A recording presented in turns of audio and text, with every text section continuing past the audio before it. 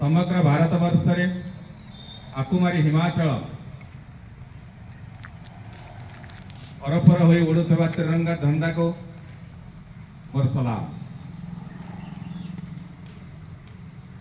बहुत घात प्रतिघात मध्य आम भारतवर्ष स्वाधीनता लाभ कर सारिया पर निज पाई एक संविधान तैयारी करी एक सार्वभौम राष्ट्र में परिणत होगापाई एक संविधान प्रणयन सभा गठित होता।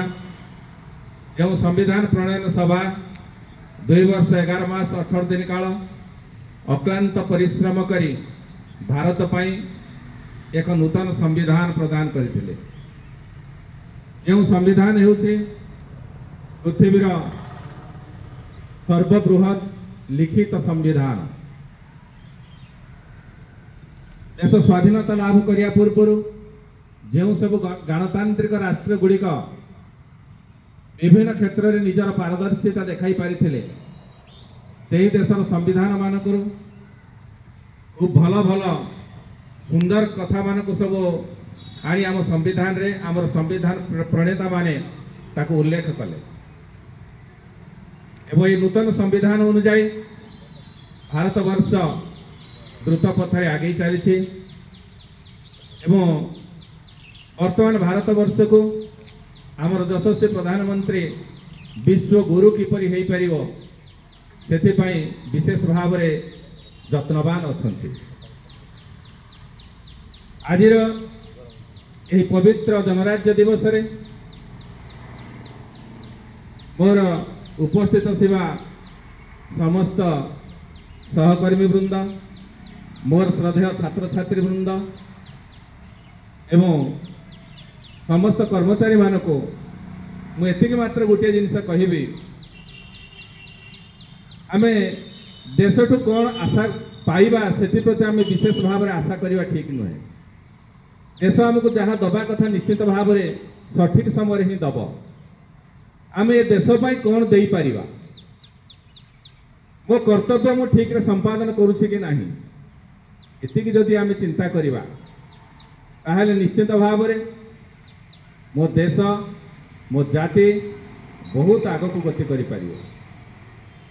पृथ्वीर कोरिया परी देश को जदि आम अनुध्यान करिबा जापान जर्मनी परी देश को अनुध्यान करिबा से देश वर्तमान बहुत आगरे अछंती।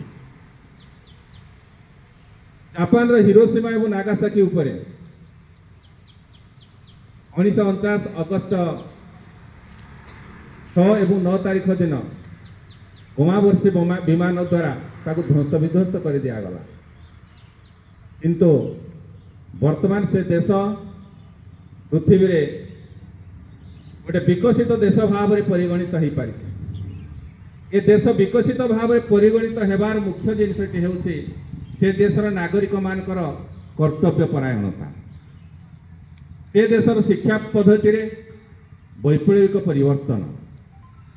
शिक्षा होउछि देशर उन्नतिर प्रकृत मानदंड। तेणु आज पवित्र दिवस रे मोर श्रद्धेय छात्र छात्री मानक मुझे कहबी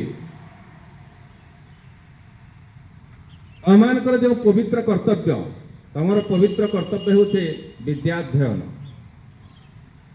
अमाने जदि सठिक भाव में तुम विद्या को अध्ययन करिवो अर्थात जो क्लास रे पाठ से क्लास रे समापन करि पारिवो ताहले निश्चित भाव में तुम भल विद्यार्थी की हो पारिवो। गोटे भल विद्यार्थी होउछि ए देश एवं ए जातिर होउछि संपत्ति।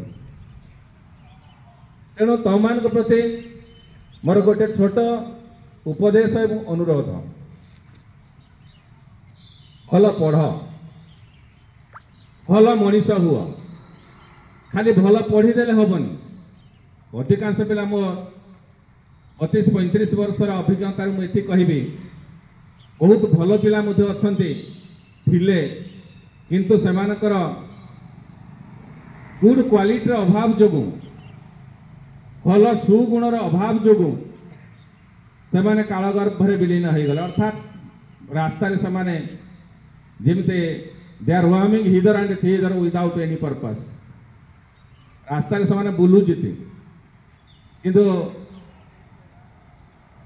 एवरेज स्टूडेंट मु बहुत देखी जो मानकर कि गुरु मान प्रति सम्मान रही बापा माँ के प्रति सम्मान रही एवं निजर विद्यालय प्रति सम्मान रही से पिला माने बहुत उन्नति कर बहुत नजर रही मुझे कही तुम प्राय क्लास तेणु तुम प्रति मोर छोट उपदेश छोट अनुरोध भल पढ़ शिक्षक शिक्षिका गुरुजन मान प्रति सम्मान रख तार निश्चित भाव में उन्नति पथरे आगे चलो।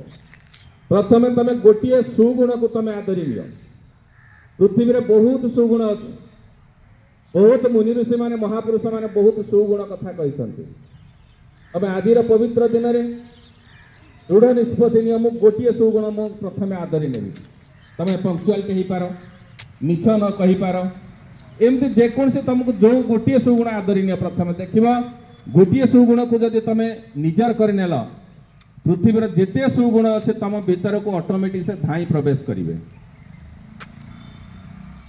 अम्मा आगु गोटे शुभ खबर आसूची से शुभ खबर हूँ खूब शीघ्र आमर हायर सेकेंडरी ये खोलिया जाऊँगी एक हाई पावर कमिटी गोटे आसते से सब अनुध्यान कले एवं मत कहले जे जहाँ दरकार सब कह जहाँ दरकार दियो कोटी कोटी टंकार संपत्ति ये ढाई दि एवं से पाखे आमर आम पछ पाखे जो बिल्डिंग अच्छे से बिल्डिंग